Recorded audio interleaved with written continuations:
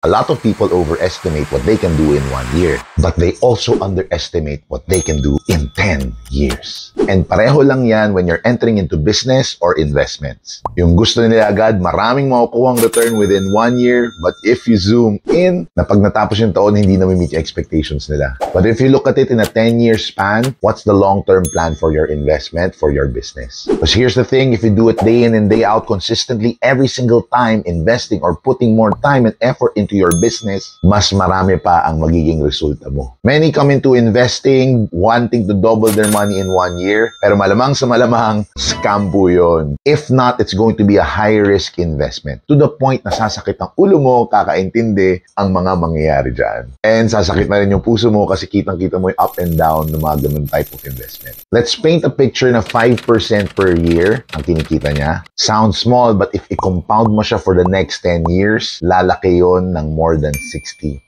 Because if you practice just investing and putting the interest back into your investments day in and day out, magko-compound siya and malalaman mo that this is the power of compounding interest. For more investment and tax tips, follow JM Ang.